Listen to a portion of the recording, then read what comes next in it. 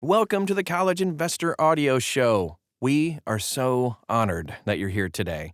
Before we get started on the MCAT and what all the scores mean, we're going to get to that in just a second. But before we do, if you ever are listening to the College Investor Audio Show, you think, man, I think I got a friend that could really use this information. Please feel free to share this and also subscribe as we update this podcast all the time with amazing new resources and information. You can always check out thecollegeinvestor.com as well to dive in deeper on all topics related to finance and investing. All right, let's get to it. So if you are preparing to become a doctor, well done, and you're looking to enter medical school, you kind of need to know about this thing called the MCAT. The Medical College Admission Test, MCAT, is an entrance exam that is required by nearly all medical schools in the United States and Canada. Consisting of 4 different sections, your scores on the MCAT will be a main factor, but not necessarily the only factor, by the way, in determining what medical schools you're accepted into. First off, what is the MCAT? So the MCAT is a standardized test consisting of multiple choice questions in 4 different categories: biological and biochemical foundations of living systems, chemical and physical foundations of biological systems, psychological, social, and biological foundations of behavior, critical analysis, and reasoning skills. The MCAT has been part of the medical school admissions process for over 90 years. No joke! With over 85,000 prospective students taking the test every single year. That's incredible. Let's dive into the MCAT scoring system. So you're going to receive 5 different scores from taking the MCAT. That's not confusing. 1 for each of the 4 subsections and then an overall score. Each of the 4 section scores will range from 118 to 132, and your total score will be just the sum of your 4 subsection scores, ranging from 472 to 528. Kaplan Test Prep suggests that a good MCAT score is right around 511 or higher, with no section score below 127. Okay, so let's interpret those MCAT scores. While Kaplan's suggestion of what makes for a good MCAT score is just one way to look at things, it's also important to consider how competitive your desired medical school or schools are. The most prestigious the medical school you're trying to get into, you kind of figured, the better MCAT score you're going to likely need. So while the average or median MCAT score may be right around 500, that's unlikely to be good enough if you want to get into an ultra top-tier medical school. Depending on the MCAT score that you got and what schools you're applying to, you can also consider retaking the MCAT. While the MCAT does come with a hefty application fee, the standard registration fee is $335 in 2023. Yikes. It may be worth it to take the MCAT again if you feel you didn't get the score you think you're capable of. So just talk with your family, friends, and pre-health student advisors to decide whether retaking the MCAT might make sense for your specific situation. Okay, now, all that said, let's talk about preparing for the MCAT. The MCAT is not a test that you can take and just hope to do well at without preparing for.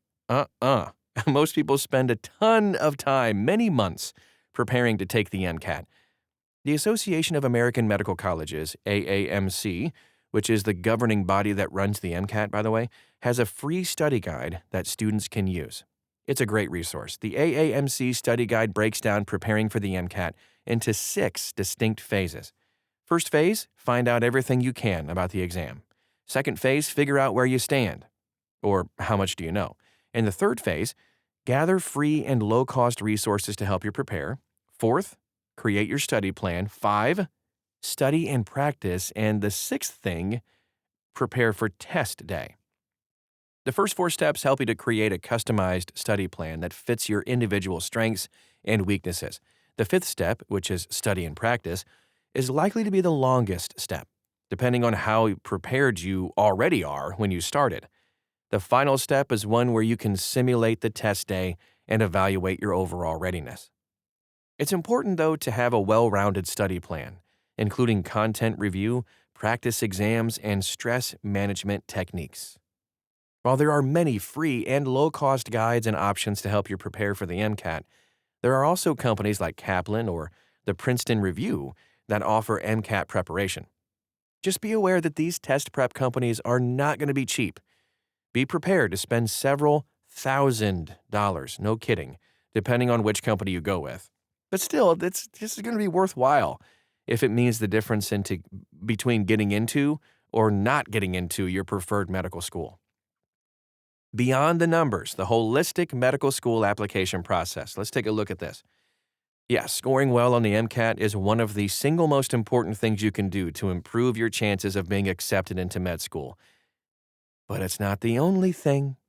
MCAT scores are only one part of the medical school application process. In addition to studying for the MCAT, it's also important to have good personal statements, letters of recommendation, extracurricular activities, and do well on your interviews. The bottom line? The Medical College Admission Test, MCAT, is an entrance exam that is required by virtually every standalone med school in North America. If you're planning on going to med school, you're going to want to prepare for that MCAT, absolutely, as part of your application process. The MCAT is broken up into 4 distinct sections, each section focusing on a different thing. We went over those earlier, but you'll get a section score for each of the 4 and then just add them all up at the end for your overall score. It ranges from 472 to 528, and really anything above 500 is pretty good, depending on which school you're going into. Might be higher than that. But you're going to want to start preparing for the MCAT several months before taking the test and make time to regularly study for it over an extended period of time. Then, once you get your MCAT scores, you can analyze them to decide whether you're happy with your score or whether you think you should retake the MCAT. The final thing you'll want to understand is that while scoring well on the MCAT is absolutely important, it's not the only thing that med schools use when looking at applicants. That is our show for today.